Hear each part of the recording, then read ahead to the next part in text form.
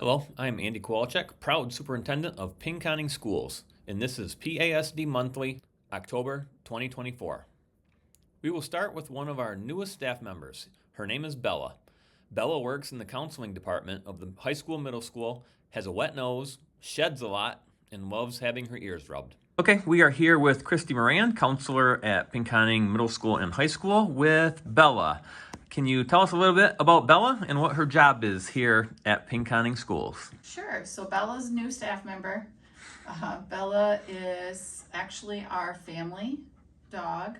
She is 9 years old. She's an English lab. She is a trained hunting dog by trade. But when our youngest son went off to college this past fall, I got to thinking, actually last year, knowing that she was going to need something else to do. I decided maybe it was time to turn her into kind of a therapy dog. So she comes to work with me, not every day, because there are days I'm in the classroom, and she can be kind of a distraction, as you can imagine. And but she's been coming to work with me, and I think the first week she came, she did 2 half days and 1 full day, and I'm told by my older son, who was checking social media, she's already a big hit. So what are some things that she can do for our students? Well, one, you should see the smiles. Like, she brings a lot of joy. We've been out to the bus stop when kids leave. I've had parents come with their little ones just to pick up older siblings, stop and hug her. I heard one mom say, she's a working dog. She's a working girl.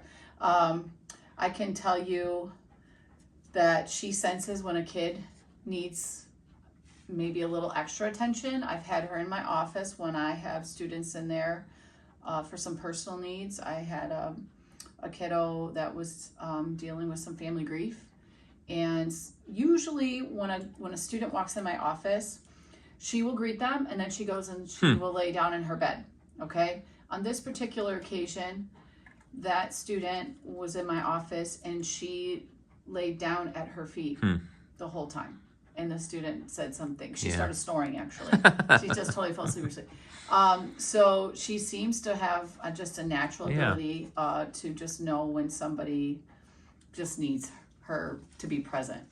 I've noticed some students, I've already noticed some students that maybe in the past might have had some struggles that I've, last year noticed.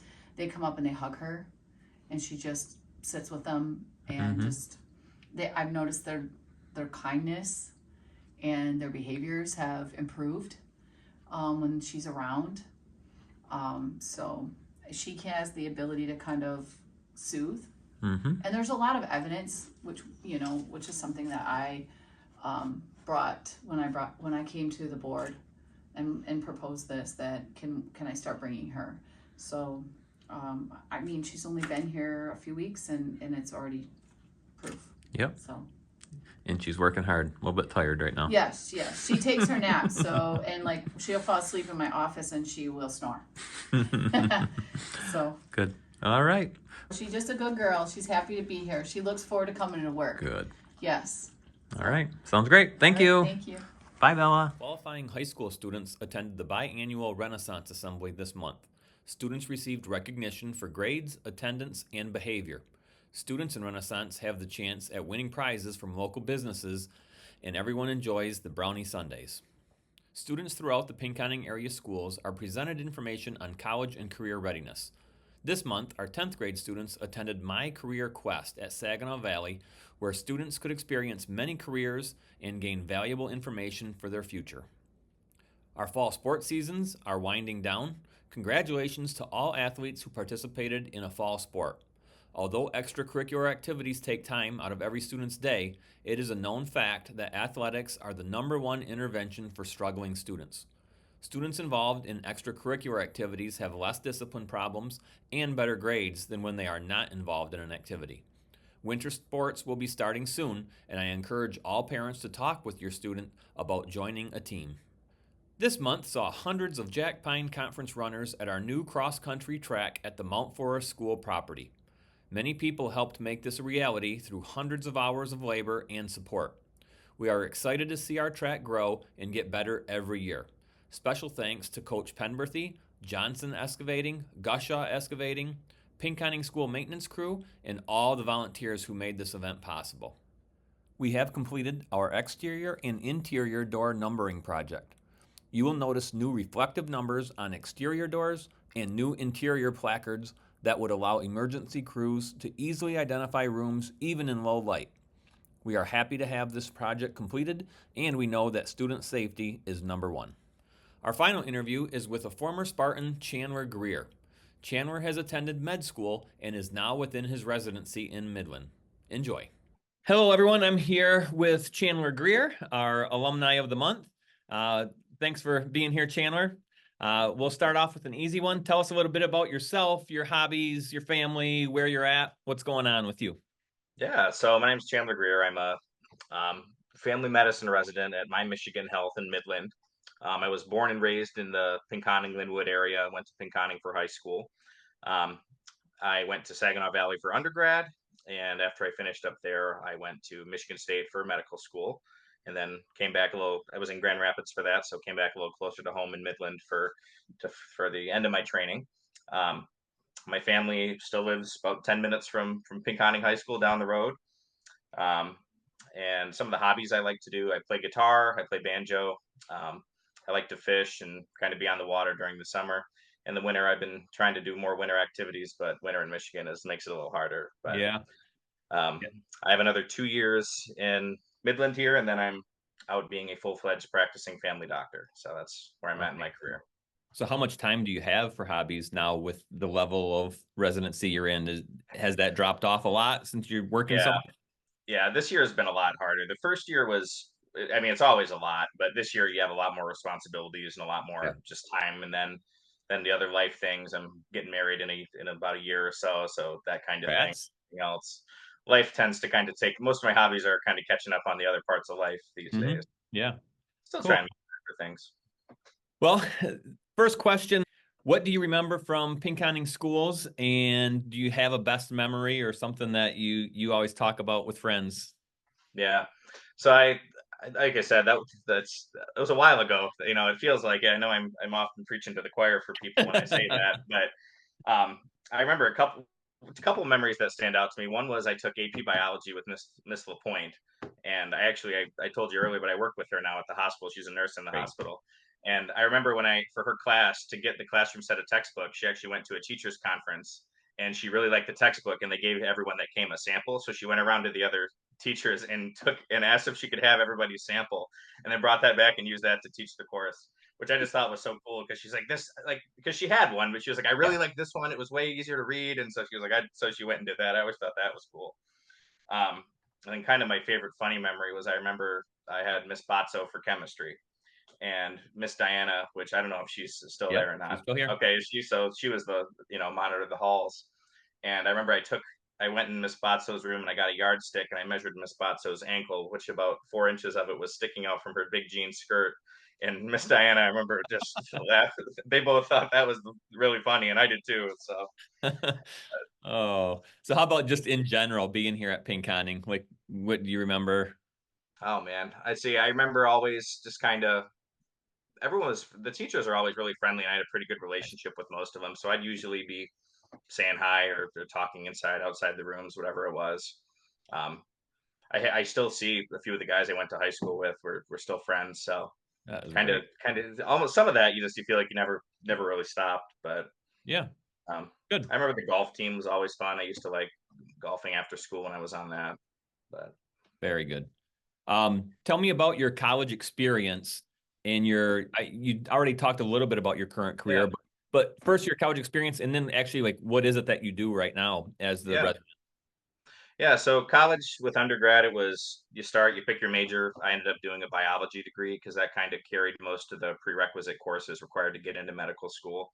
Um, I lived at home and commuted, which I don't know if I'd do that again because it was a lot of driving, but it ended up being cheaper in the long run. That was a Yeah. good idea. Yeah. But a lot of studying. My college experience was pretty boring. A lot of people have good college stories. I don't have too many of those. It was Yeah. mostly mostly stuck in the library. Um, and then medical school was pretty much the same thing. It was just you're kind of hitting the books pretty frequently there. Currently, so I'm a family medicine resident, and what that means is after you finish medical school, you decide what avenue you want to pursue in medicine, whether that's if you want to be a surgeon or just a regular family doctor, if you want to be a cardiologist, whatever it is, you kind of pick that route and you do residency, and that can range anywhere from 3 to 8 years. To be a family medicine doctor, like I'm doing, it takes 3 years. So I'm in Okay. my second year of that right now, and currently my kind of tasks range from seeing patients just in your regular doctor's office, like you go for a checkup or if you're sick. This week I'm in the hospital, so I take care of patients when they're in the hospital and sick. Um, and then other times I'm on different rotations. I did a month in the ER, and then next month I'm on doing hospice care for the Okay. elderly. So Cool. So how did Pinconning High School prepare you for this experience? I was just talking to my mom about this not that long ago, but when we have really good teachers, at least when I was there, I'm sure they're still good, but we had good teachers when I went to Pinconning. I still remember I took chemistry with Miss Botso, and it was a hard course. I remember that it was one of the which I know isn't a bad grade, but one of the few I think B's I got that semester in high school. I didn't get many, and but it was such a good prep for college chemistry. When I got to my first college chemistry class, I remember texting my mom and I was like, next time you see Miss Botso, tell her I said, hey, like your course was the best prep for this I Awesome. ever could have imagined.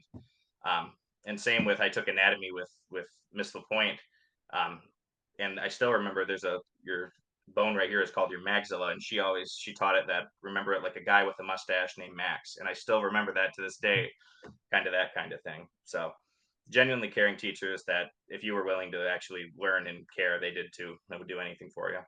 And that's great. And that's a good message because I think sometimes we have students that get lost in the grade and, they sometimes would rather not learn anything and get the A than learn and get that B because it was tough. So Yeah. that's great. That's a good message. Um, did you plan to do now what you're doing? I mean, was that your plan in high school? Kind of, yeah. So I think I was like a freshman or sophomore when I kind of started kicking the idea around with medicine. I was never one of those people that was like, when I was 3 years old, I knew Yeah. I wanted to be a doctor. It was kind of like I started thinking about careers that I made make a decent income, that I would enjoy doing, and that I wouldn't hate, basically, because I didn't want to have a job I was going to hate. And I really couldn't think of anything other than medicine that appealed to me. And that's kind of what it boiled down to. It was I just really liked the idea of being a doctor. I liked the material. I liked the idea of talking to people in that scenario. And genuinely, even all the way through med school, like one of the common questions they always asked me was, what's your backup plan if you don't get into med school? And I was like, I don't know, something else medical. I really didn't have a like, you always all these careers. I was like, I'm not patient enough to be a teacher. I don't think I'd like a desk job like engineering. I don't like math that much. It was all that kind of stuff, and Yeah. just kind of made sense. Um, but I originally wanted to be an emergency room doctor. That was like what I always thought I wanted to do. And then in medical school, I kind of did a rotation in it, and it just wasn't for me. I found out I liked kind of the long term relationships with patients Yeah. and kind of sitting down and talking with them like a family doctor does. So that's how I kind of settled on that. So you mentioned all the time in the library and how much you studied. What was the motivation throughout college? I'm guessing it took a lot, to keep going and Yeah. going through this. So did you have anything, or you just knew this is what you're doing and you got to do it? I mean, kind of both. I mean, there is kind of the overwhelming fear of if you don't do it, you're not going to achieve your dreams. That was one of the things. Yeah. If you don't do well on grades, aren't everything for medicine, but they're a big component of it, and that was always something that I kind of had in the back of my mind. But I don't know. My family was really supportive. My family always had a good work ethic, so that was something I kind of took from. Um, a lot of the time, once you get through a lot of the earlier classes, everybody you're surrounded by is studious, and you kind of get Yeah. into a group that's on the same thing, and that helps too.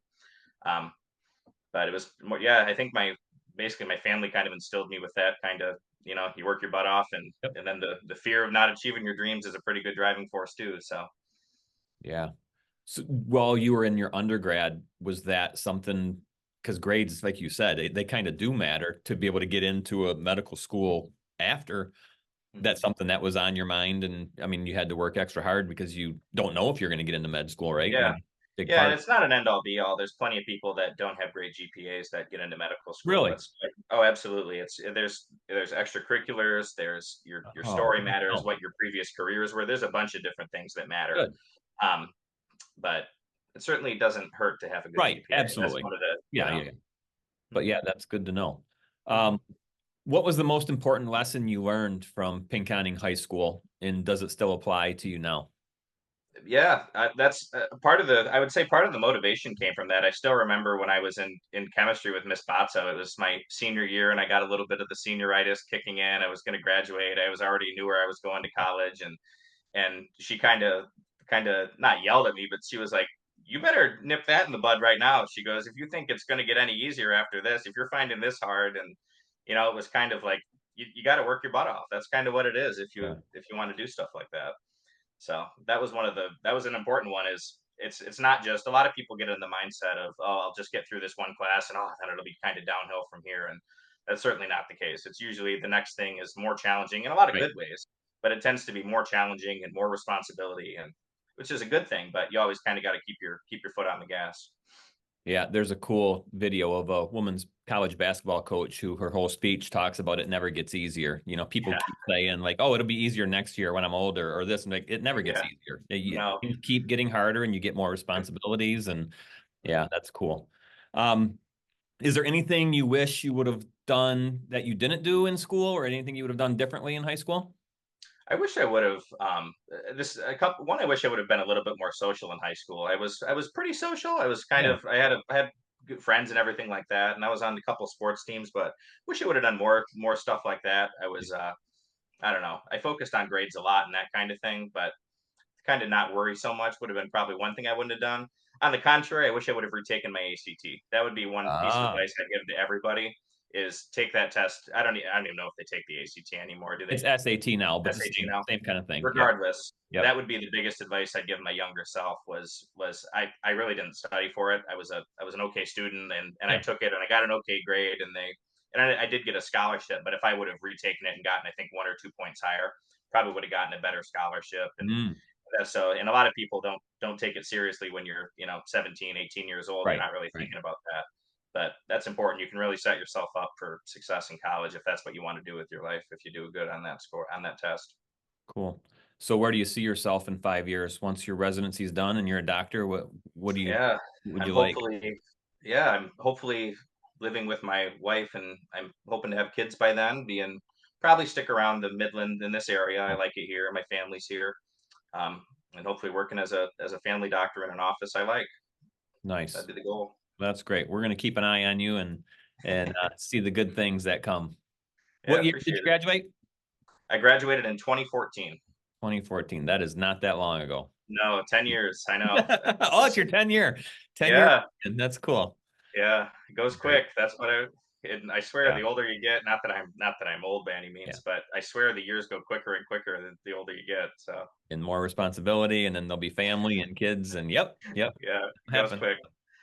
Amazing. All right. Well, thank you very much. I appreciate it. Yeah, thanks. I hope you enjoyed this episode, and we will see you again in November.